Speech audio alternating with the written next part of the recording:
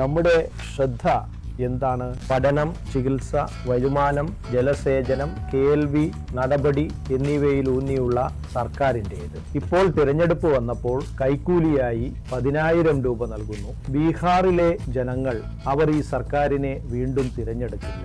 ആളുകൾക്ക് ജോലി വേണം, ആളുകൾക്ക് തൊഴിൽ വേണം. ഇന്ന് ബീഹാറിലെ ജനങ്ങൾ നിങ്ങൾ എന്ത് ചെയ്തു എന്നതിൻ്റെ കണക്ക് ചോദിക്കുകയാണ്. ജനങ്ങൾ വിശ്വസിക്കുന്നത് തേജസ്വി വന്നാൽ തീർച്ചയായും ജോലിയും തൊഴിലും നൽകുമെന്നാണ്. 5, 6, 7 സീറ്റുകൾ കാരണം ഞങ്ങളുടെ സർക്കാർ രൂപീകരിക്കാനാവാതെ പോയി. ഇത്തവണ ബീഹാറിലെ ജനങ്ങൾ ഈ അവസരം പാഴാക്കില്ല. ഇപ്പോൾ അവർക്ക് ബീഹാറിൽ തിരഞ്ഞെടുപ്പിനെ നേരിടാനുള്ള അവസ്ഥയില്ല. ലാലുജി ഒരിക്കലും തലകുനിച്ചിട്ടില്ല. തന്റെ പ്രത്യയശാസ്ത്രത്തിൽ വിട്ടുവീഴ്ച ചെയ്തിട്ടില്ല. ലാലുജി തലകുനിക്കാത്തപ്പോൾ ലാലുജിയുടെ മകനും തലകുനിച്ചു. നിങ്ങളുടെ ജീവിതത്തിലെ ഏറ്റവും തിരക്കേറിയ സമയത്ത് ഞങ്ങളോടൊപ്പം ചേർന്നതിന് വളരെ നന്ദി. ഞങ്ങൾ പഠിച്ചുകൊണ്ടിരിക്കുന്ന വലിയ വിഷയങ്ങളിലൊന്ന് ബീഹാറിലെ തിരഞ്ഞെടുപ്പുകളിലെ ഒരു പ്രധാന ഘടകം സ്ത്രീകളുടെ വോട്ടാണ്. പരമ്പരാഗതമായി അവർ NDAക്ക് വോട്ട് ചെയ്യാൻ പ്രവണത കാണിക്കുന്നു. ഇപ്പോൾ അതിനു പുറമെ അവർക്ക് സ്ത്രീകൾക്കിടയിൽ ഇതിനകം തന്നെ വ്യക്തമായ 7% ലീഡുണ്ട്.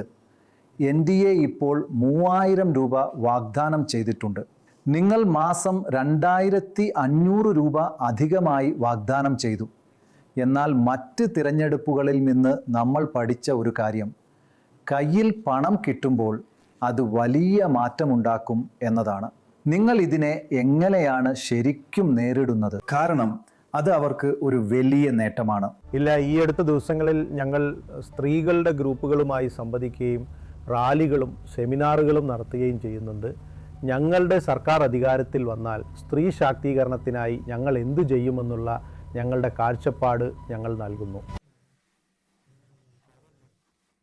സ്ത്രീകളുടേത് ഒരു വലിയ വോട്ട് ബാങ്കാണെന്ന് എനിക്കറിയാം. അതാണ് ബീഹാർ തിരഞ്ഞെടുപ്പിൻ്റെ നിർണായക ഘടകം. അത് ഫലത്തെയും സ്വാധീനിക്കും. അക്കാര്യം നമുക്കെല്ലാവർക്കും അറിയാം. എന്നാൽ നമ്മുടെ ഇപ്പോഴത്തെ സർക്കാർ നിങ്ങൾ നോക്കുകയാണെങ്കിൽ ജീവിക, അംഗനവാടി തുടങ്ങിയ ഗ്രൂപ്പുകൾ പ്രതിസന്ധിയിലാണ്. സർക്കാർ നീതി കാണിക്കുന്നില്ല. ഗ്രാമപ്രദേശങ്ങളിൽ അവരെ കൊണ്ട് എത്രമാത്രം ജോലിയാണോ ചെയ്യിപ്പിക്കുന്നത്, അധികമായി ജോലി ചെയ്യിപ്പിക്കുന്നു. നിങ്ങൾ നോക്കുകയാണെങ്കിൽ മമത, ആശാ വർക്കർമാർ അവർക്ക് കിട്ടേണ്ടത്രയും അവരുടെ അവകാശം എന്താണോ അത്രയും അവർക്ക് ലഭിക്കുന്നില്ല. അതുകൊണ്ട് അവരുമായി സംസാരിച്ചതിന് ശേഷം അവർ അവരുടെ പ്രശ്നങ്ങളും പറയുന്നുണ്ടായിരുന്നു. ഇപ്പോൾ ഞാൻ വിശ്വസിക്കുന്നത് ഞങ്ങളുടെ സർക്കാർ വരുമ്പോൾ ഞങ്ങൾ ഒരു ബേട്ടി യോജനയും എൻ്റെ ഒരു യോജനയും നടത്തുമെന്നാണ്. നേരത്തെ ഞാൻ മൈ ബഹൻ മാൻ യോജന പ്രഖ്യാപിച്ചിരുന്നു. അതൊരു ലോൺ ആയിരിക്കില്ല. ഇപ്പോഴത്തെ സർക്കാർ നൽകുന്നത്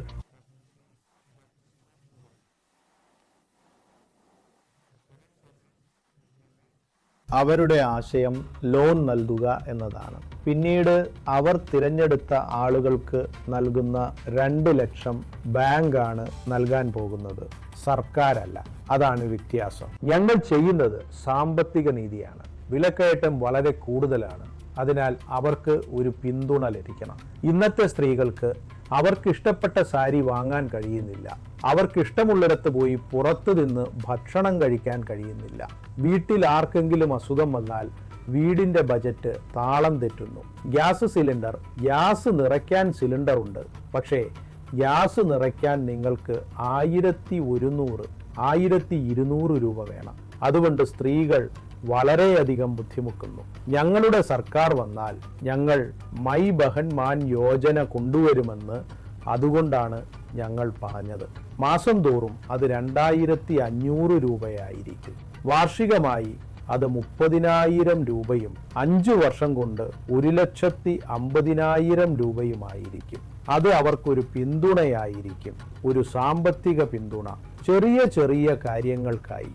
കാരണം ബീഹാറിൽ നിങ്ങൾ നോക്കുകയാണെങ്കിൽ കുടിയേറ്റം കാരണം വീടുകളിൽ സ്ത്രീകളും കുട്ടികളും മാത്രമാണ് അവശേഷിക്കുന്നത്. മിക്ക പുരുഷന്മാരും മറ്റ് സംസ്ഥാനങ്ങളിലേക്ക് ജോലിക്ക് പോകുന്നു. അതുകൊണ്ട് വീട് നോക്കുന്നതും കുട്ടികളെ പഠിപ്പിക്കുന്നതും ആർക്കെങ്കിലും അസുഖം വന്നാൽ നോക്കുന്നതുമെല്ലാം സ്ത്രീകളാണ് ചെയ്യുന്നത്. അതുകൊണ്ടാണ് ഞങ്ങൾ ഈ പദ്ധതി കൊണ്ടുവന്നത്. എനിക്ക് തോന്നുന്നത് ഞങ്ങൾക്ക് ഒരുപാട് പിന്തുണ ലഭിക്കുന്നുണ്ടെന്നാണ്. കൂടാതെ ഇതിൽ എൻ്റെ അഭിപ്രായത്തിൽ വർഷങ്ങളായി ഞങ്ങൾ ഇതിനുവേണ്ടി പ്രവർത്തിക്കുന്നുണ്ട്. യഥാർത്ഥ പ്രശ്നങ്ങൾ ഞങ്ങൾ ഉയർത്തിക്കൊണ്ടുവന്നിട്ടുണ്ട്. ഉദാഹരണത്തിന് ഈയിടെ ഞങ്ങൾ പ്രഖ്യാപിച്ചു ജീവിക CM, അതായത് കമ്മ്യൂണിറ്റി മൊബിലൈസർമാരായ ദീദിമാരെ ഞങ്ങൾ സ്ഥിരപ്പെടുത്തുമെന്ന്. കൂടാതെ അവരുടെ പ്രതിമാസ ഓണറേറിയം 30,000 രൂപയായി ഞങ്ങൾ നിശ്ചയിക്കും. അവർക്ക് 5 ലക്ഷം രൂപയുടെ ഇൻഷുറൻസ് ഞങ്ങൾ നൽകുമെന്നും തീരുമാനിച്ചിട്ടുണ്ട്. CMമാർക്ക് പുറമേയുള്ള സർക്കാർ രാവും പകലും ജോലി ചെയ്യിപ്പിക്കുന്ന മറ്റ് ദീദിമാർക്ക് പ്രതിമാസം കുറഞ്ഞത് 2,000 രൂപയെങ്കിലും ലഭിക്കണം. അതോടൊപ്പം മമത ആശാ വർക്കർമാരുടെ ഓണറേറിയത്തിലും ഭാവിയിൽ വർധന ഉണ്ടാവണം.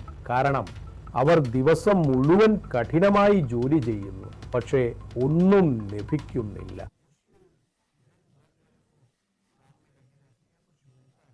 പക്ഷേ വളരെ പെട്ടെന്ന് നിങ്ങളുടെ പോക്കറ്റിൽ 10,000 രൂപ കിട്ടിക്കഴിഞ്ഞാൽ നിങ്ങൾക്കറിയാമല്ലോ, അത് വലിയ സ്വാധീനം ചെലുത്തും. ഈ വാഗ്ദാനങ്ങളെല്ലാം എനിക്ക് കിട്ടുമോ ഇല്ലയോ എന്ന് എനിക്കറിയില്ല. അതിനെ ശരിയായ രീതിയിൽ നേരിടാൻ നിങ്ങൾക്ക് ശരിക്കും കഴിയുന്നുണ്ടോ? കാരണം കയ്യിലുള്ള 10,000 രൂപ എന്നത് അത് കുഴപ്പമില്ല. പക്ഷെ നമ്മുടെ ശ്രദ്ധ എന്താണ്? പഠനം, മരുന്ന്, വരുമാനം, ജലസേചനം, വിചാരണ നടപടി എന്നിവയുള്ള സർക്കാരിൻ്റേത്. ഇന്ന് ആ കുട്ടികളെ നോക്കൂ. പെൺകുട്ടികളായാലും ആൺകുട്ടികളായാലും ക്വാളിറ്റി ഓഫ് എഡ്യൂക്കേഷൻ, വിദ്യാഭ്യാസത്തിലെ ഗുണമേന്മ അത് വളരെ മോശമാണ്. നിങ്ങളുടെ കുട്ടികൾക്ക് അത് ലഭിക്കുന്നില്ല. പഠിച്ച് ഡിഗ്രി എടുത്തവർക്ക് യുവാക്കളിൽ സ്ത്രീയായാലും പുരുഷനായാലും ജോലിയില്ല. വീട്ടിലൊരു ജോലിയുണ്ടെങ്കിൽ ഈ 10,000 രൂപ എത്ര ദിവസം തികയും എന്നാണ് ഞങ്ങൾക്ക് തോന്നുന്നത്, അതും കടമായിട്ട്. പിന്നെ ഈ 10,000 രൂപയുടെ സ്കീം ഗവൺമെന്റ് തരുന്നത് നിങ്ങൾക്ക് അതുകൊണ്ട് ബിസിനസ് തുടങ്ങാനാണ്. ഇനി പ്രണവ്ജി, നിങ്ങൾ പറയൂ, 10,000 രൂപ കൊണ്ട് ഏത് സ്ത്രീക്ക് ഒരു ബിസിനസ് തുടങ്ങാൻ കഴിയും? അതെന്തായാലും ചെലവാകുകയാണെങ്കിൽ പിന്നെ ആ കടം പലിശ സഹിതം തിരിച്ചടയ്ക്കുകയും വേണം. അപ്പോൾ അത് എങ്ങനെ സാധ്യമാകും? അതുകൊണ്ട് ഗവൺമെന്റ് കളിക്കുകയാണ്. കാരണം അവർ സമ്മർദ്ദത്തിലാണ്. അതുകൊണ്ടാണ് അവർ എൻ്റെ കാഴ്ചപ്പാടിൽ വഞ്ചിക്കുന്നത്. അമ്മ പെങ്ങൾ എന്നതിന് പകരമായി അവർ ഈ 10,000-ന്റെ കാർഡ് കൊണ്ടുവന്നിരിക്കുന്നു. പക്ഷേ ബീഹാറിലെ ജനങ്ങൾ സാമൂഹികമായും രാഷ്ട്രീയമായും വളരെ ബോധവാന്മാരാണ്. അവർക്കറിയാം ഈ ഗവൺമെന്റ് കഴിഞ്ഞ 20 വർഷമായി ഒന്നും ചെയ്യുന്നില്ലായിരുന്നു എന്ന്. ഇപ്പോൾ തിരഞ്ഞെടുപ്പ് വന്നപ്പോൾ കൈക്കൂലിയായി 10,000 രൂപ നൽകുകയാണ്. തേജ്പ്രീത് ജി, ഞങ്ങൾ നിങ്ങളുടെ 2020 പ്രചാരണം കണ്ടിരുന്നു. അതിനെ അപേക്ഷിച്ച് ഇത്തവണ നിങ്ങളുടെ എല്ലാ കാര്യങ്ങളും എന്തുകൊണ്ടാണ് ഷെഡ്യൂളിന് പിന്നിലായി പോകുന്നത്? ഇതിന് ആരാണ് ഉത്തരവാദി? നിങ്ങളുടെ ടിക്കറ്റ് വിതരണം, നിങ്ങളുടെ സഖ്യങ്ങൾ, നിങ്ങളുടെ പേരിൻ്റെ പ്രഖ്യാപനം, ഇതിനെല്ലാം ഈ കാലതാമസത്തിന് ആരാണ് ഉത്തരവാദി? ഇതിൻ്റെ പ്രത്യാഘാതം അനുഭവിക്കേണ്ടി വരുമെന്ന് നിങ്ങൾക്ക് തോന്നുന്നുണ്ടോ? അമർനാഥ് ജി, ഒരു പ്രത്യാഘാതവും അനുഭവിക്കേണ്ട ആവശ്യമില്ല. പേരിന്റെ കാര്യത്തിൽ ഒരു ആശയക്കുഴപ്പവും ഉണ്ടായിരുന്നില്ലെന്ന് നിങ്ങൾക്ക് എല്ലാവർക്കും അറിയാം. അതെ, സീറ്റ് പങ്കുവെക്കുന്ന കാര്യത്തിൽ തന്ത്രപരമായി ഞങ്ങൾ സൗഹൃദ മത്സരം നടത്തുന്ന 6-7 സീറ്റുകളുണ്ട്. അതൊരു തന്ത്രത്തിന്റെ ഭാഗമാണ്. പക്ഷേ അത്രയൊന്നും വൈകിയിട്ടില്ല. ഞങ്ങളുടെ മുഖ്യമന്ത്രി സ്ഥാനാർത്ഥിയെ പ്രഖ്യാപിച്ചു കഴിഞ്ഞു. ഔദ്യോഗികമായി മഹാസഖ്യത്തിലെ എല്ലാ പങ്കാളികളും ഒരുമിച്ചിരുന്ന് പ്രഖ്യാപിച്ചു. അവിടെ ഇതുവരെ നിതീഷ് ജിയെ പ്രഖ്യാപിച്ചിട്ടില്ല. അവർ വരനില്ലാതെയാണ് പ്രചാരണത്തിന് പോയിരിക്കുന്നത്. അപ്പോൾ ഞങ്ങൾ പറയാൻ ആഗ്രഹിക്കുന്നത്, കുറച്ചു ദിവസം മുൻപ് അമിത്ഷാ ജിയുടെ ഒരു പ്രസ്താവന വന്നിരുന്നു. തിരഞ്ഞെടുപ്പിന് ശേഷം അവർ തീരുമാനിക്കുമെന്നത്, MLA-മാർ തീരുമാനിക്കുമെന്ന്. ആരായിരിക്കും NDA-യുടെ അടുത്ത മുഖ്യമന്ത്രി അല്ലെങ്കിൽ മുഖം എന്ന്. ഇതിനർത്ഥം അവർക്ക് നിതീഷ് കുമാർ ജിയെ വേണ്ട എന്നാണ്. ഇത് ആദ്യമായാണ് NDA-യിൽ ഇങ്ങനെ സംഭവിക്കുന്നത്. ഇതിനു മുൻപുള്ള തിരഞ്ഞെടുപ്പുകളിലൊക്കെ സുശീൽ മോദിജിയുടെ കാലം മുതൽ നോക്കിയാലും അല്ലെങ്കിൽ 2005 മുതൽ നോക്കിയാലും 2005 മുതൽ 2020 വരെ എപ്പോഴും നിതീഷ് കുമാർ GA ആയിരുന്നു ഔദ്യോഗികമായി മുഖ്യമന്ത്രി സ്ഥാനാർത്ഥിയായി പ്രഖ്യാപിച്ചിരുന്നത്. NDAയുടെ യോഗത്തിൽ ജിതൻ റാം മാഞ്ചി, ചിരാഗ് പാസ്വാൻ ജി, നിതീഷ് കുമാർ ജി അല്ലെങ്കിൽ BJPയുടെയോ കുഷ്വാഹ ജിയെയോ ഒരുമിച്ചിരുന്ന് ഒരു മീറ്റിംഗ് നടത്തുന്നത് ഞങ്ങൾ കണ്ടിട്ടില്ല. ഇത്തവണ എന്തുകൊണ്ടാണ് ഇങ്ങനെ സംഭവിക്കുന്നത്? നോക്കൂ, പ്രശ്നങ്ങൾ കൂടുതൽ കാണുന്നത് NDAയിലായിരിക്കും. അവിടെ പലതവണ സീറ്റുകൾ എടുക്കുകയും തിരികെ നൽകുകയും കൊടുക്കുകയും മാറ്റുകയും ചെയ്തിട്ടുണ്ട്. ഇതിനിടയിൽ എന്തൊക്കെയോ വാർത്തകൾ വന്നു. എന്നിരുന്നാലും ഞങ്ങളുടെ ശ്രദ്ധ അത്രത്തോളം അവരുടെ ഭിന്നതകൾ പരിഹരിക്കുന്നതിൽ അവർ വിജയിച്ചു. ഇല്ല, അങ്ങനെയല്ല. പലയിടത്തും ഞങ്ങളും ശ്രമിച്ചിട്ടുണ്ട്, പലയിടത്തും വിജയം ലഭിച്ചിട്ടുണ്ട്, ഇനിയും ലഭിക്കും. ശരിയാണ്, തെരഞ്ഞെടുപ്പാണ്, അപ്പോൾ വിമതർ ഉണ്ടാകും. പക്ഷേ സമയമാകുമ്പോൾ അവരെല്ലാം അംഗീകരിക്കുമെന്ന് ഞങ്ങൾക്ക് പൂർണ്ണ വിശ്വാസമുണ്ട്. കഴിഞ്ഞ തിരഞ്ഞെടുപ്പിലും ഒരുപാട് വിമതർ ഉണ്ടായിരുന്നു. എന്നിട്ടും ഞങ്ങളുടെ വോട്ട് വ്യത്യാസം വെറും 12,000 വോട്ടുകൾ മാത്രമായിരുന്നു. അതായത് 5, 6, 7 സീറ്റുകൾ കാരണമാണ് ഞങ്ങളുടെ സർക്കാർ രൂപീകരിക്കാനാവാതെ പോയത്. അതുകൊണ്ട് ഞങ്ങൾ ഇക്കാര്യത്തിൽ ശ്രദ്ധിക്കുന്നുണ്ട്. ഇത്തവണ നിങ്ങൾ വിഷയങ്ങളെക്കുറിച്ച് സംസാരിക്കുമ്പോൾ ബീഹാറിലെ ഏറ്റവും വലിയ പ്രശ്നം തൊഴിലില്ലായ്മയാണെന്നും ജനങ്ങൾ ജോലി ആഗ്രഹിക്കുന്നു, ജനങ്ങൾ തൊഴിൽ ആഗ്രഹിക്കുന്നു, ജനങ്ങൾ ഫാക്ടറികൾ ആഗ്രഹിക്കുന്നു, ജനങ്ങൾ കാർഷികാധിഷ്ഠിത വ്യവസായങ്ങൾ ആഗ്രഹിക്കുന്നു, ജനങ്ങൾ ഇവിടെ പ്രത്യേക സാമ്പത്തിക മേഖലകൾ സെഷൻസ് ആഗ്രഹിക്കുന്നു, IT പാർക്കുകൾ ആഗ്രഹിക്കുന്നു എന്നും എനിക്ക് തോന്നുന്നു. ഇവിടെ സാങ്കേതിക വിദ്യയായാലും കൃഷിയായാലും കാർഷികാധിഷ്ഠിത വ്യവസായങ്ങളായാലും ഇവിടെ പഞ്ചസാര മില്ലുകളും ചണ മില്ലുകളും തുറക്കണമെന്ന് ജനങ്ങൾ ആഗ്രഹിക്കുന്നു. എന്നാൽ പ്രധാനമന്ത്രിയും അമിത് ഷാജിയും വരുന്നു. അവരുടെ ഓരോ വാക്കും ഓരോ വാക്യവും നിങ്ങൾ ശ്രദ്ധിച്ചാൽ അവർ ഒരിടത്തും പോസിറ്റീവായ കാര്യങ്ങൾ സംസാരിക്കുന്നില്ല. ഒരു പോസിറ്റീവ് വാക്ക് പോലുമില്ല. എല്ലാം നെഗറ്റീവായ കാര്യങ്ങളാണ്. ഫലപ്രദമായ ഒരു കാര്യവും അവർ സംസാരിക്കുന്നില്ല. അപ്രസക്തമായ വിഷയങ്ങൾ അവർ കൊണ്ടുവരുന്നു.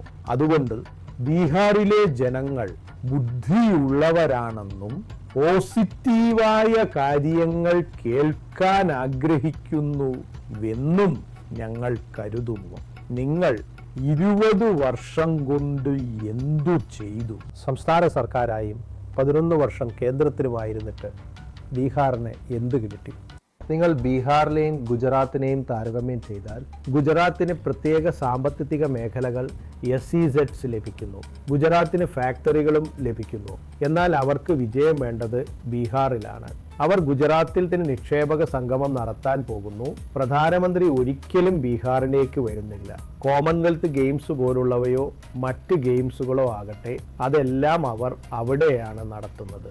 ബോംബെയിൽ നിന്ന് ഗുജറാത്തിലേക്ക് മാറ്റിയ നിങ്ങളുടെ സെമി കണ്ടക്ടർ ഫാക്ടറി എല്ലാം അവർ ഗുജറാത്തിനാണ് നൽകുന്നത്. വിദ്യാഭ്യാസത്തിനും ആരോഗ്യത്തിനുമുള്ള ബജറ്റ് പണം ഏറ്റവും കൂടുതൽ അവർ ഗുജറാത്തിനാണ് നൽകുന്നത്. എന്നാൽ ബീഹാർ ഒരു വലിയ സംസ്ഥാനമാണ്. ബീഹാറിലെ ജനസംഖ്യ കൂടുതലാണ്. ബീഹാർ നിങ്ങൾക്ക് വോട്ട് നൽകുന്നു. എന്നിട്ടും നിങ്ങൾ 11 വർഷത്തോളം ബീഹാറിലെ ജനങ്ങളെ വഞ്ചിച്ചു. രാജ്യത്തെ ഓരോ 10ാമത്തെ വ്യക്തിയും ബീഹാറിയാണ്. ഇന്ന് ബീഹാറിലെ ജനങ്ങൾ നിങ്ങൾ എന്തു ചെയ്തു എന്നതിൻ്റെ കണക്ക് ചോദിക്കുന്നു. നീതി ആയോഗിന്റെ റിപ്പോർട്ട് നോക്കിയാൽ ബീഹാറാണ് ഏറ്റവും ദരിദ്രമായ സംസ്ഥാനം. ഏറ്റവും കുറഞ്ഞ പ്രതിശീർഷ വരുമാനം ബീഹാറിലാണ്. ഏറ്റവും കൂടുതൽ കുടിയേറ്റം, ഏറ്റവും കൂടുതൽ തൊഴിലില്ലായ്മ.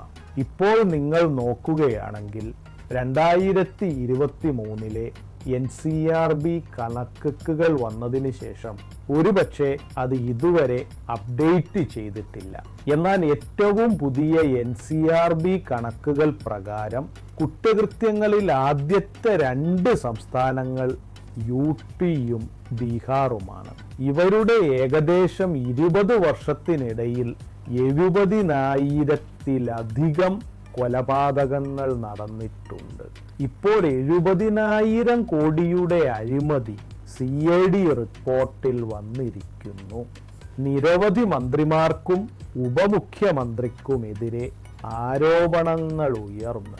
എന്നാൽ ഒരിടത്തും ഇഡിയോ ആദായ നികുതി വകുപ്പോ റെയ്ഡ് നടത്തില്ല. BJP നേതാക്കളോ മറ്റ് NDA നേതാക്കളോ വേദിയിൽ കയറുമ്പോഴെല്ലാം അവർ ജംഗിൾ രാജിനെ കുറിച്ചാണ് സംസാരിക്കുന്നത്. നിങ്ങൾ അതിനെ എങ്ങനെ പ്രതിരോധിക്കും? കാരണം എല്ലാ തവണയും ഈ ജംഗിൾ രാജ് എന്ന ടാഗ് അത് ഒരു തരത്തിൽ അവർ പതിപ്പിച്ചു വെച്ചിരിക്കുകയാണ്. അതിനെ നിങ്ങൾ എങ്ങനെ പ്രതിരോധിക്കും? ഇതൊരു പുതിയ കാര്യമല്ല. 2005 ആയാലും 10 ആയാലും 15 ആയാലും 20 ആയാലും 25 ആയാലും ഒരേ ടേപ്പ് റെക്കോർഡർ തന്നെയാണ് അവർ വായിക്കുന്നത്. അവരുടെ 20 വർഷത്തെ കണക്ക് നൽകുന്നില്ല. ഇപ്പോൾ നമ്മൾ ഇരിക്കുന്ന വീടിന് പുറത്ത് വെടിവെപ്പുണ്ടായി, ഇതുവരെ അവനെ പിടികൂടിയിട്ടില്ല. മുഖ്യമന്ത്രിയുടെ വീടിന് പുറത്ത് വെടിവെപ്പുണ്ടായി, അവനെ പിടികൂടിയിട്ടില്ല. ബലാത്സംഗത്തിനിരയായവൾക്ക് ആശുപത്രിയിൽ ഇടം ലഭിക്കുന്നില്ല. 4 മണിക്കൂർ കാത്തിരിക്കേണ്ടി വരുന്നു, അവൾ മരിക്കുന്നു. അതൊന്നും ജംഗിൾ രാജ് അല്ല. ഹേംകാജി കൊല്ലപ്പെടുന്നു. അദ്ദേഹത്തിൻ്റെ മകൻ 4 വർഷം മുൻപ് കൊല്ലപ്പെടുന്നു. കുറ്റവാളികളെ പിടികൂടുന്നില്ല. ബീഹാറിൽ വെടിവെപ്പില്ലാത്ത, കൊലപാതകങ്ങളില്ലാത്ത, ബലാത്സംഗങ്ങളില്ലാത്ത, ഭീഷണിപ്പെടുത്തി പണം തട്ടലില്ലാത്ത, ബാങ്ക് കൊള്ളയടിക്കലില്ലാത്ത, അല്ലെങ്കിൽ ജ്വല്ലറി ഷോപ്പ് കൊള്ളയടിക്കപ്പെടാത്ത ഒരു ദിവസം പോലുമില്ല. അങ്ങനെയൊരു ദിവസമില്ല. പക്ഷേ അവർ ജംഗിൾ രാജ് എന്ന് പറയുന്നു. എന്തായാലും അതിനെക്കുറിച്ച് ഞങ്ങൾ പോസിറ്റീവായ ആളുകളാണ്. ഞാനും 2 തവണ ഡെപ്യൂട്ടി ചീഫ് മിനിസ്റ്റർ ആയിട്ടുണ്ട്. 17 മാസവും 18 മാസവും ഞങ്ങളുടെ പ്രവൃത്തിയിലൂടെ കഴിവ് തെളിയിച്ചിട്ടുണ്ട്. ഞങ്ങൾ അധികാരത്തിലിരുന്നപ്പോൾ സ്ത്രീകൾ വീടിന് പുറത്തിറങ്ങുന്നത് നിർത്തിയതോ അല്ലെങ്കിൽ അങ്ങനെയുള്ള ഒരു സംഭവവും ഉണ്ടായിട്ടില്ല. ഇതൊരു പ്രോപ്പഗണ്ടയാണ്. ശരി, അവരത് തുടർന്നോളും. പക്ഷേ നിങ്ങളുടെ പ്രവൃത്തിയിലൂടെ മാത്രമേ അവർക്ക് മറുപടി നൽകാൻ കഴിയൂ. പക്ഷേ ഒരു കാര്യത്തിൽ ഞങ്ങൾക്ക് ഉറപ്പ് നൽകാൻ കഴിയും. ഞങ്ങളുടെ സർക്കാർ അധികാരത്തിൽ വന്നാൽ ക്രമസമാധാനത്തിൻ്റെ കാര്യത്തിൽ ഒരു വിട്ടുവീഴ്ചയും ഉണ്ടാകില്ല. തേജസ്വിയുടെ നിഴൽ പോലും തെറ്റായ കാര്യം ചെയ്താൽ നടപടിയുണ്ടാകും. ഇത്രയും കാര്യത്തിൽ ബീഹാറിലെ ജനങ്ങൾക്ക് ഞങ്ങൾ ഉറപ്പ് നൽകാൻ ആഗ്രഹിക്കുന്നു. നിങ്ങൾക്കുമറിയാം, 2 കാര്യങ്ങൾ വളരെ പ്രധാനമാണ്. ബീഹാറിൽ നിങ്ങൾക്ക് ഇൻഡസ്ട്രി കൊണ്ടുവരണമെങ്കിൽ, വ്യവസായങ്ങൾ കൊണ്ടുവരണമെങ്കിൽ, ഫാക്ടറികൾ കൊണ്ടുവരണമെങ്കിൽ ഒന്നാമതായി ക്രമസമാധാനം നല്ലതായിരിക്കണം. ഊർജത്തിൻ്റെ കാര്യത്തിലും നല്ല സംവിധാനം ഉണ്ടാകണം. അതുകൊണ്ട് എൻ്റെ പ്രാഥമിക ശ്രദ്ധ ക്രമസമാധാനത്തിൽ എന്തായാലും ഉണ്ടാകും. ഊർജ സംവിധാനം ഉണ്ടാകും. ഞങ്ങളുടെ ഇവിടെ അടഞ്ഞു കിടക്കുന്ന പഞ്ചസാര മില്ലുകൾ, ചണമില്ലുകൾ എന്നിവ തുറന്നു പ്രവർത്തിക്കണം. ഭക്ഷ്യ സംസ്കരണ യൂണിറ്റുകൾ പോലുള്ളവ തുടങ്ങണം. മഖാനയുണ്ട്, വാഴപ്പഴമുണ്ട്, ലിച്ചിയുണ്ട്, മാമ്പഴമുണ്ട്, ചോളമുണ്ട്, എല്ലാമുണ്ട്. അപ്പോൾ നമ്മുടെ ഇതിൽ നല്ല രീതിയിൽ പ്രവർത്തിക്കാം. ഡയറിയിൽ നല്ല രീതിയിൽ പ്രവർത്തിക്കാം. ഫിഷറീസിൽ നല്ല രീതിയിൽ പ്രവർത്തിക്കാം. ഇതുമായി ബന്ധപ്പെട്ട ഒരു ചോദ്യമുണ്ട്. സർക്കാർ ജോലികളില്ലാത്ത എല്ലാ വീടുകളിലും നിങ്ങൾ 20 മാസത്തിനുള്ളിൽ ജോലി നൽകുമെന്ന് നിങ്ങൾ പറഞ്ഞു. ഈ 2 കോടി ജോലി എവിടെ നിന്ന് വരും? ഇതെവിടെയാണ്? ഇതിൻ്റെ കണക്കുകൂട്ടൽ എന്താണ്? ഇതെങ്ങനെ സാധ്യമാണ്? കാരണം ഞാൻ പറയട്ടെ, കഴിഞ്ഞ തവണയും നിങ്ങൾ 2020 10 ലക്ഷം സർക്കാർ ജോലിയെക്കുറിച്ച് പറഞ്ഞപ്പോൾ അത് വിശ്വസനീയമല്ലെന്നും ചെയ്യാൻ സാധിക്കില്ലെന്നും തോന്നിയിരുന്നു. ഇപ്പോൾ 10,000 പേർക്ക് ജോലി കൊടുക്കുന്നുണ്ട്. അത് എവിടെ നിന്ന് വരുന്നു എന്ന് ആരും ചോദിക്കുന്നില്ല, ആരും പറയുന്നില്ല. കഴിഞ്ഞ തവണയും ഞങ്ങളുടെ അമ്മാവൻ പറഞ്ഞിരുന്നു, നിങ്ങൾ പറഞ്ഞതുപോലെ എവിടെ നിന്ന് കൊണ്ടുവരും? നോക്കൂ, ഞങ്ങളും വിദഗ്ധരുമായി സംസാരിച്ചിട്ടുണ്ട്. ഞങ്ങൾക്കും രാഷ്ട്രീയത്തിൽ ഒരു നീണ്ട ഇന്നിങ്സ് കളിക്കാനുണ്ട്. ഞങ്ങൾ ജനങ്ങൾക്ക് പൊള്ളയായ വാഗ്ദാനങ്ങൾ നൽകാറില്ല. പ്രായം കുറവായിരിക്കാം, പക്ഷെ വാക്ക് ഉറപ്പുള്ളതാണ്. ശാസ്ത്രീയമായി തന്നെ ഞങ്ങൾ ഒരുപാട് വിദഗ്ധരുടെ അഭിപ്രായം തേടിയ ശേഷമാണ് ഈ കാര്യങ്ങൾ പറഞ്ഞിട്ടുള്ളത്. പറഞ്ഞ സ്ഥിതിക്ക് ഞങ്ങൾ അത് ചെയ്യുകയും അതിൽ ഉറച്ചു നിൽക്കുകയും ചെയ്യും. ഇതാണ് ഞങ്ങളുടെ കാഴ്ചപ്പാട്. ജോലിയില്ലാത്ത എല്ലാ കുടുംബങ്ങളിലും ജോലി ലഭിക്കണമെന്ന് ഞങ്ങൾ ആഗ്രഹിക്കുന്നു. ഇപ്പോൾ ഔട്ട്സോഴ്സിംഗ് ഉണ്ട്. നിങ്ങൾ നോക്കിക്കോളൂ. ഇത് എങ്ങനെ നൽകും എന്നതിൻ്റെ പൂർണ്ണമായ വിവരങ്ങളും പ്ലാനും കുറച്ചു ദിവസങ്ങൾക്കുള്ളിൽ ഞങ്ങൾ ബീഹാറിലെ ജനങ്ങൾക്ക് മുന്നിൽ വെക്കും. ഞങ്ങൾ എവിടെ നിന്നാണ് ഇത് നൽകുന്നതെന്ന് ഞങ്ങൾ പറയും. ഇതിനെക്കുറിച്ചും ഉടൻ തന്നെ കുറച്ചു ദിവസങ്ങൾക്ക് ശേഷം, ഛത് പൂജയ്ക്ക് ശേഷം ഇതെല്ലാം എങ്ങനെ ചെയ്യുമെന്ന് ഞങ്ങൾ പറയും. പക്ഷെ നിങ്ങൾ നോക്കൂ, ഔട്ട്സോഴ്സിംഗ് ഉണ്ട്. നിങ്ങൾ നോക്കൂ, എത്ര കരാർ ജീവനക്കാരുണ്ടോ, അവർ ജില്ലയിലുള്ളവരായാലും വിവിധ മന്ത്രാലയങ്ങളിലുള്ളവരായാലും ഇവരെ എല്ലാവരെയും സ്ഥിരപ്പെടുത്തുന്നതിനെക്കുറിച്ച് ഞങ്ങൾ പറഞ്ഞിട്ടുണ്ട്. സർ, ഞാൻ എല്ലാ ജീവിക ദീദിമാരെയും CMമാരെയും സ്ഥിരപ്പെടുത്തുന്നതിനെക്കുറിച്ചും പറഞ്ഞിട്ടുണ്ട്. അപ്പോൾ വരും കാലത്തെ കണക്കുകൂട്ടൽ ഇതാണ്. ഇപ്പോൾ ഞങ്ങളുടെ കയ്യിൽ മുഴുവൻ ഡാറ്റയുമുണ്ട്. ഞങ്ങൾ ജാതി അടിസ്ഥാനത്തിലുള്ള സർവേ നടത്തിയപ്പോൾ ഇപ്പോൾ ഞങ്ങളുടെ പക്കൽ എല്ലാ ഡാറ്റയുമുണ്ട്. ഏത് വീട്ടിലാണ് സർക്കാർ ജോലിയുള്ളത്, ഏത് ജാതിക്കാരുടെ കൈവശമാണ്, ഏത് മതക്കാരുടെ കൈവശമാണ്, അതിൻ്റെ എല്ലാം പൂർണ്ണമായ കണക്ക് ഞങ്ങളുടെ പക്കലുണ്ട്. ആ കണക്കുകളും ബജറ്റും നോക്കിയും ബീഹാറിൻ്റെ വരുമാനം എങ്ങനെ വർദ്ധിപ്പിക്കാം എന്നതിനുള്ള പ്ലാനും ഞങ്ങൾ ഉടൻ കൊണ്ടുവരും. നിങ്ങളെ മുഖ്യമന്ത്രിയായി പ്രഖ്യാപിക്കാൻ ഒരുപാട് സമയമെടുത്തു. അത് വേദനിപ്പിച്ചില്ലേ? ഒന്നാമത്തെയും രണ്ടാമത്തെയും കാര്യം, തിരഞ്ഞെടുപ്പിന് ശേഷം നിതീഷ് നിങ്ങളുടെ കൂടെ വരാമെന്ന് പറഞ്ഞാൽ നിങ്ങൾ അദ്ദേഹത്തെ സ്വീകരിക്കുമോ? നോക്കൂ, അത് തികച്ചും വ്യക്തമായിരുന്നു. ആളുകൾക്ക് അത് അറിയാമായിരുന്നു. തേജസ്വി മഹാസഖ്യത്തിൽ നിന്നുള്ള ആദ്യത്തെ മുഖ്യമന്ത്രിയാകാൻ പോകുന്നു. അല്ല, പക്ഷേ പ്രഖ്യാപനം കുറച്ച് വൈകിയാണ് വന്നത്. അതൊരു വിഷയമല്ല. പക്ഷെ മറുവശത്തു നിന്ന് പ്രഖ്യാപനം ഉണ്ടായിട്ടില്ല. BJPക്ക് വ്യക്തതയില്ല. അതുകൊണ്ട് ഇപ്പോൾ നോക്കുകയാണെങ്കിൽ മുഖ്യമന്ത്രി സ്ഥാനാർത്ഥിയെ പ്രഖ്യാപിക്കുന്ന കാര്യത്തിൽ മൊത്തത്തിൽ ഞങ്ങൾ മുന്നിലാണ്. പക്ഷേ അതെ, ജനങ്ങളാണ് യജമാനന്മാർ. അതാണ് നമ്മുടെ ജനാധിപത്യത്തിന്റെ ഭംഗി എന്ന് ഞങ്ങൾക്ക് തോന്നുന്നു. പ്രതിപക്ഷവും ഭരണപക്ഷവും ഉള്ളത് ഗവൺമെന്റിനെ നിയന്ത്രിക്കാനാണ്. അതുകൊണ്ട് ആളുകൾക്ക്, പ്രത്യേകിച്ച് പുതിയ ആളുകൾക്ക് അവസരം ലഭിക്കണമെന്ന് ഞങ്ങൾക്ക് തോന്നുന്നു. 20 വർഷം ഒരു കർഷകൻ ഒരേ വയലിൽ ഒരേ ബ്രാൻഡിന്റെ വിത്ത് വിതച്ചാൽ വിളവുണ്ടാകില്ല, ഭൂമി തരിശായി പോകുകയും ചെയ്യും. അതുകൊണ്ട് ഇപ്പോൾ പുതിയ വിത്തിന്റെ സമയമായിരിക്കുന്നു. പുതിയ വിത്ത്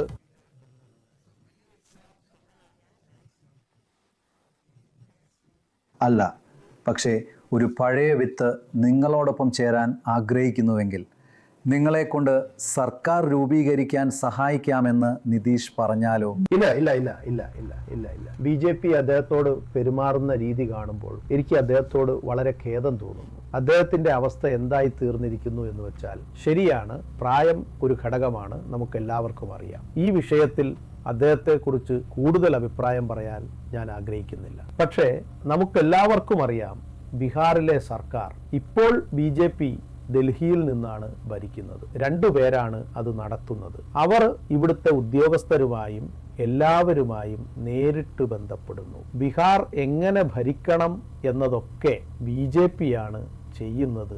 അദ്ദേഹം ഹൈജാക്ക് ചെയ്യപ്പെട്ടിരിക്കുകയാണ്. അതുകൊണ്ട് നിതീഷ് ജി വിശ്വസിക്കുന്ന 2-3 പേർ പോലും അദ്ദേഹത്തോടൊപ്പം. അപ്പോൾ അദ്ദേഹം ഉടൻ തന്നെ ഒരു സഖ്യകക്ഷിയായേ. അവരെല്ലാം BJPയുമായി ചേർന്നിട്ടുണ്ട്. വേണ്ട പ്ലീസ്. ഇപ്പോൾ ബീഹാർ ഭരിക്കാനുള്ള അവസ്ഥയിലല്ല അദ്ദേഹം. പാർട്ടിയിൽ പോലും അദ്ദേഹത്തിന് ആരെയും തിരിച്ചറിയാൻ കഴിയുന്നില്ല.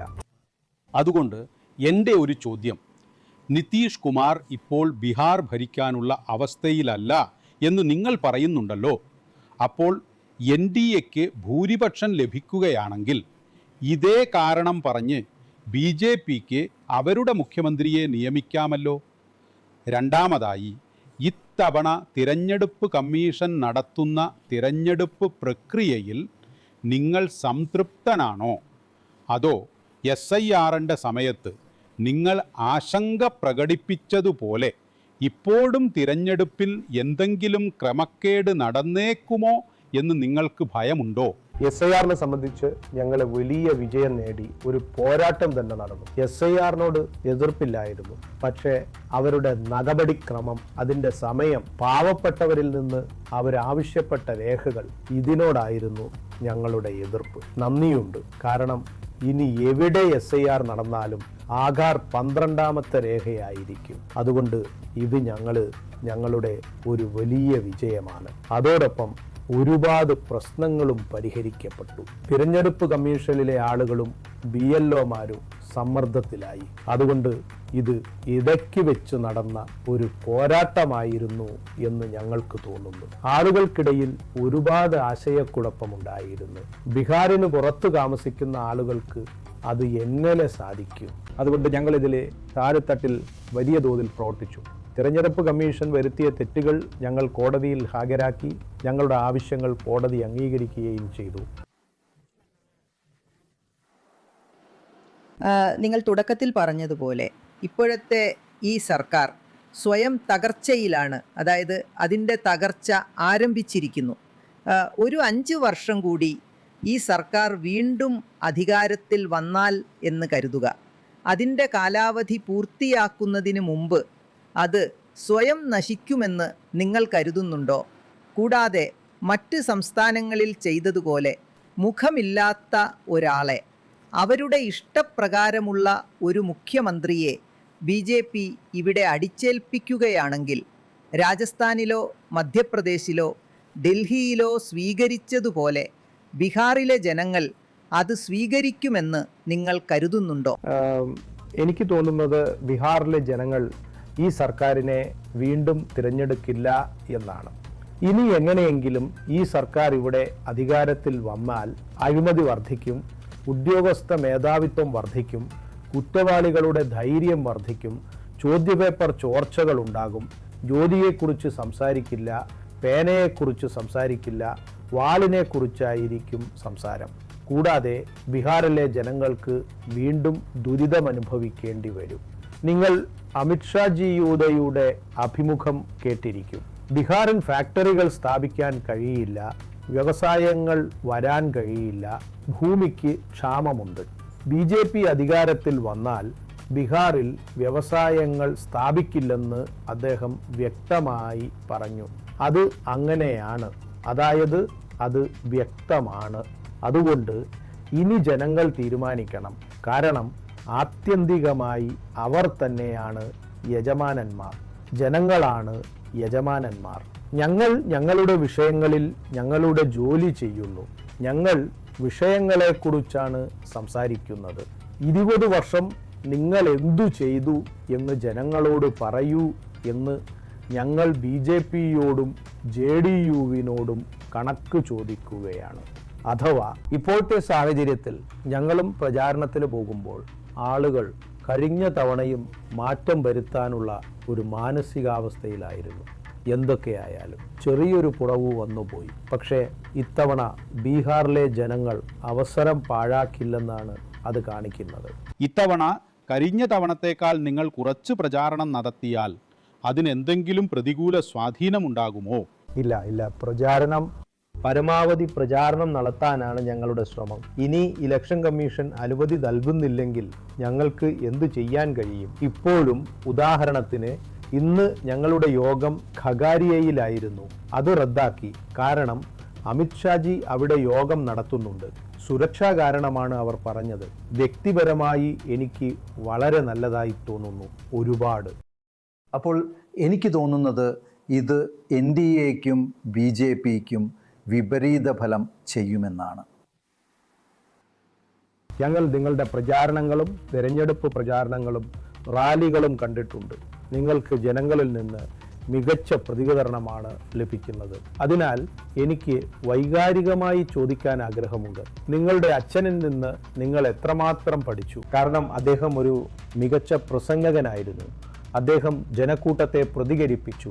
അദ്ദേഹത്തിൽ നിന്ന് നിങ്ങൾ എത്രത്തോളം പഠിച്ചു? അത് നിങ്ങളുടെ DNA-യിൽ ഉള്ളതാണോ? ഇല്ല, ഒരുപാട് കാര്യങ്ങൾ പഠിച്ചിട്ടുണ്ട്. ഇനിയും പഠിക്കാനുണ്ട്. പഠിക്കാനുള്ള ഒരു ആഗ്രഹം എനിക്കുണ്ട്. അച്ഛനും ഇടയ്ക്കിടെ ഉപദേശങ്ങൾ തരാറുണ്ട്.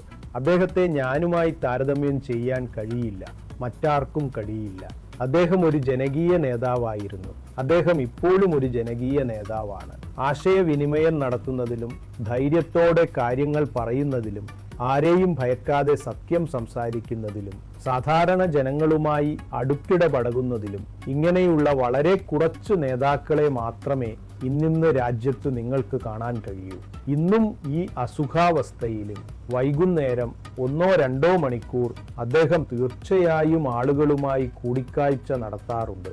അപ്പോൾ എനിക്ക് തോന്നുന്നത്, അപ്പോൾ നിങ്ങൾ ആരാണെന്നല്ല, നിങ്ങൾ ആരുടേതാണെന്നതാണ് കാര്യം. ശരിയല്ലേ? അത് ഒരുപാട് നിങ്ങളുടെ പ്രസംഗങ്ങളിൽ ഏറ്റവും വലിയ പ്രതികരണം ലഭിക്കുന്ന ഒരു കാര്യം എന്താണ് എന്ന് പറയൂ. ഞാൻ ഉദ്ദേശിച്ചത് പല കാര്യങ്ങൾക്കും പ്രതികരണം ലഭിക്കും, എന്നാൽ നിങ്ങൾ എവിടെ പരാമർശിച്ചാലും വലിയ പ്രതികരണം ലഭിക്കുന്ന ആ ഒരു പൊതു ഘടകം ഏതാണ്? അത് തൊഴിലില്ലായ്മയെക്കുറിച്ചാണ്. തേജസ്വി വന്നാൽ തീർച്ചയായും ജോലിയും തൊഴിലും നൽകുമെന്ന് ആളുകൾ വിശ്വസിക്കുന്നു. മറ്റൊരു കാര്യം, ലാലുജി ഒരിക്കലും തൻ്റെ പ്രത്യയശാസ്ത്രത്തിൽ വിട്ടുവീഴ്ച ചെയ്തിട്ടില്ല എന്നതാണ്. ഇന്നത്തെ കാലത്ത് മുമ്പായാലും ഇപ്പോഴായാലും BJPയുടെ കൂടെയോ RSSന്റെ കൂടെയോ ഇല്ലാത്ത പല പാർട്ടികളും ഉണ്ടാകാം. എന്നാൽ ലാലുജി ഒരിക്കലും തൻ്റെ പ്രത്യയശാസ്ത്രത്തിൽ വിട്ടുവീഴ്ച ചെയ്തിട്ടില്ല. ഞങ്ങളും അതേ പാതയിലാണ് സഞ്ചരിക്കുന്നത്. ആളുകൾ അതിനോട് പ്രതികരിക്കുന്നുണ്ടോ? നിങ്ങൾ എന്തു പറയുന്നു? നോക്കൂ, ഞങ്ങൾ പറയുന്നത് ലാലുജി ഒരിക്കലും തലകുനിച്ചിട്ടില്ല, തൻ്റെ പ്രത്യയശാസ്ത്രത്തിൽ വിട്ടുവീഴ്ച ചെയ്തിട്ടില്ല എന്നാണ്. ലാലുജി തലകുനിക്കാത്തപ്പോൾ ലാലുജിയുടെ മകനും തലകുനിക്കില്ല. And there is a good response. Okay. Tejashwi, ഈ തെരഞ്ഞെടുപ്പിൽ 2019 മുതൽ നിങ്ങൾ തനിച്ച് നിരവധി തിരഞ്ഞെടുപ്പുകൾ സ്വയം കൈകാര്യം ചെയ്തിട്ടുണ്ട്. നിങ്ങൾ ഒരു പാർട്ടിയുടെ സ്റ്റാർ പ്രചാരകനായിരുന്നു. എന്താണ് 3 പോസിറ്റീവുകൾ, കൂടാതെ ഏതൊക്കെ 3 എണ്ണമാണ് നിങ്ങൾക്ക് നെഗറ്റീവായി തോന്നുന്നത്? നോക്കൂ, പോസിറ്റീവ്, എനിക്കൊരു വിഷനുണ്ട്. പിന്നെ ഞാൻ സർക്കാരിലും ഓപ്പോസിഷനിലും ഇരുന്ന് പ്രവർത്തിച്ചിട്ടുണ്ട്.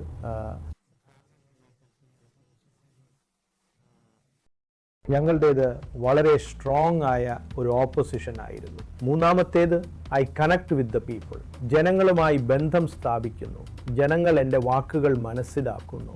വീക്ക്നെസ്സിൻ്റെ കാര്യത്തിൽ എൻ്റെ അഭിപ്രായത്തിൽ ജനങ്ങളോടൊപ്പം കൂടുതൽ സമയം ചെലവഴിക്കേണ്ടതുണ്ട്. നമ്മുടെ പാർട്ടി കേഡറെ കൂടുതൽ ഗ്രാസ് റൂട്ട് തലത്തിലേക്ക്, ബൂത്ത് തലം വരെ നമ്മൾ കൊണ്ടുപോകണം. പിന്നെ മൂന്നാമത്തേത്, നിങ്ങൾ ചോദിച്ചാൽ ഫിറ്റ്നസ്സിൽ കുറച്ചുകൂടി ശ്രദ്ധിക്കേണ്ടതുണ്ട്.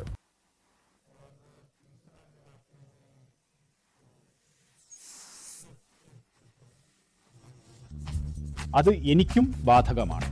Thank you very much. Thank you.